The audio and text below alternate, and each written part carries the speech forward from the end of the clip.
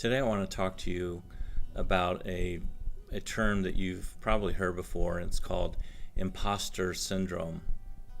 And Imposter Syndrome, you've probably not only heard of it, but you've probably felt it before. And that is when you feel like you're not worthy enough to live up to the expectations that others have on you. I know that as a minister, from time to time, I feel like an imposter. And what I mean by that is when I sin before God, when I sin, when I fall short of what I want to be and what God wants me to be, or when I in some way let other people down, I feel like such an imposter.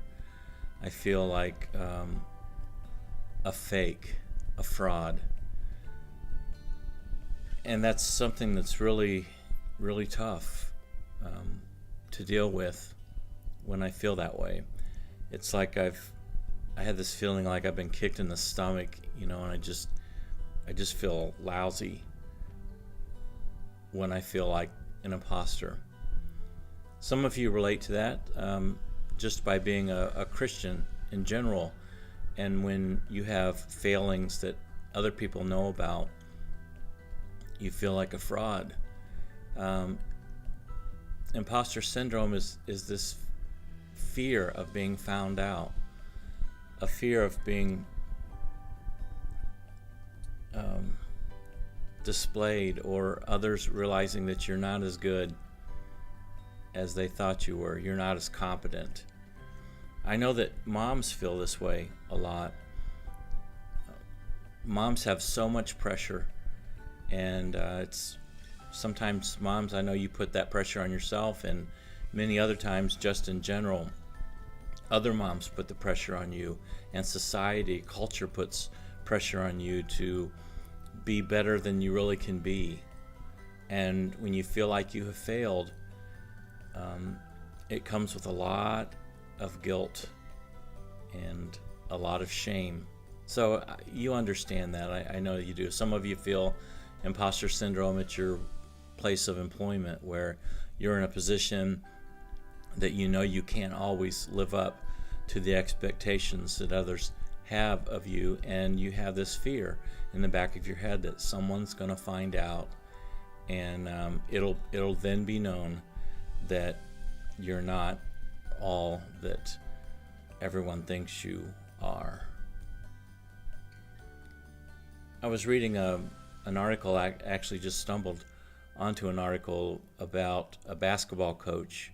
His name is Erik Spoelstra, and he's the basketball coach of the Miami Heat. I'm an NBA fan, so I see him occasionally playing against my favorite team, and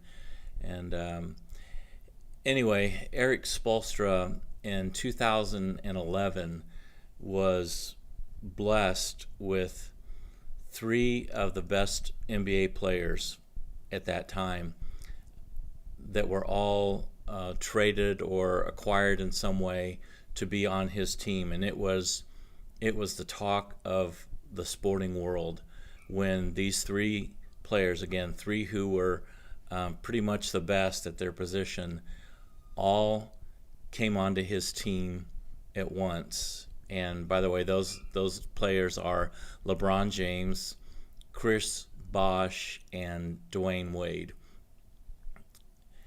I mean, it was a really big deal. And the article that I was reading just today, actually, now years later, Erik Spoelstra is talking about how he felt so much of this imposter syndrome in his first 2 or 3 years of having these players. Now, he knew that he was a good coach, and he had a good track record up to that point. But he also knew that if his team did not succeed with 3 of the best players in all of the NBA, then he was afraid that it would expose him as an imposter, like he really wasn't a good coach if he couldn't win with these three players. And he really struggled with that. Actually, he did really well. 4 years straight, they got to the NBA Finals, and 2 of those years, he won the championship with those players. But imposter syndrome is something that we all struggle with.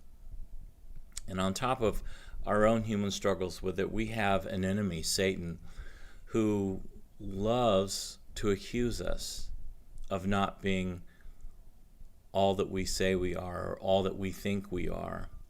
He loves this. In fact, in Revelation 12:10, he is titled the Accuser of the Brethren.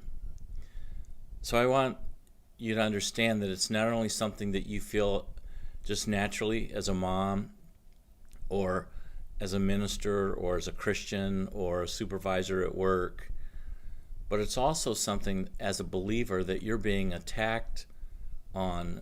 There's an attacker, that's an accuser, that's going after you to try to make you feel unworthy as a mom or as a Christian. I want to read to you, though, or share with you what the dictionary says about this term, imposter. Imposter is a person who pretends to be someone else in order to deceive others. So an imposter and imposter syndrome are different. Again, an imposter is when we pretend to be something we're not, so as to intentionally deceive others into thinking that we're better than we are.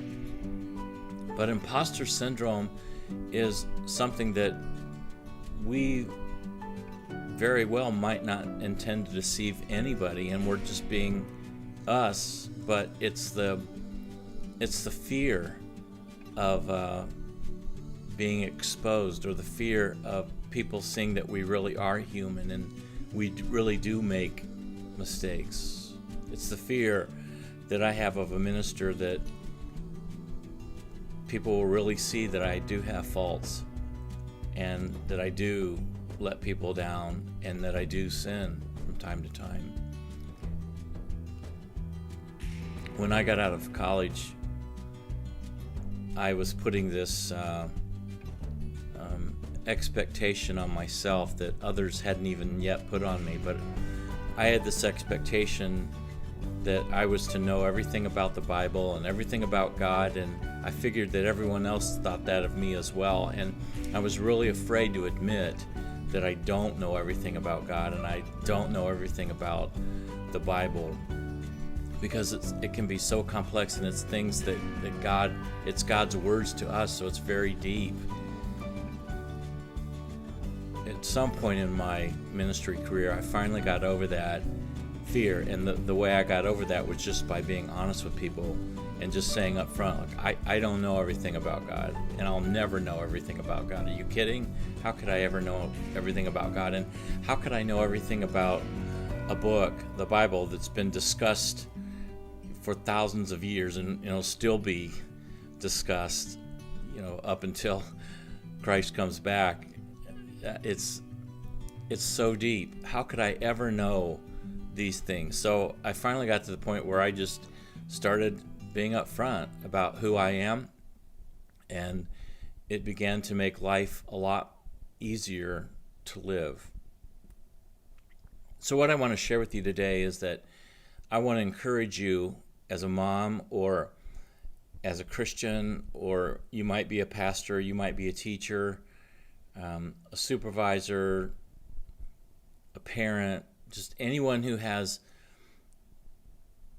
a level, I guess, of expectation that's put on you, or just you yourself as a person, and the expectations that other people have that they put on you, and you end up failing. I want to encourage you to know that it's very normal to be a human being.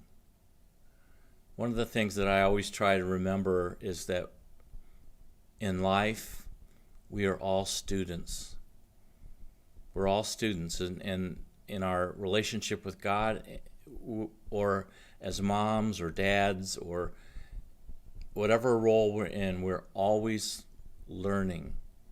And the moment we take that designation off of ourselves and call ourselves something other than student, like, master, like we've mastered something, or professional, or whatever we start to believe that's different than student, then we set ourselves up for these feelings of imposter syndrome. So you're just a student. And what happens with students is they fail. They get the wrong answers. They have good days, and then they have bad days, and then they have to try again and keep learning. But a good teacher never expects that student to be perfect.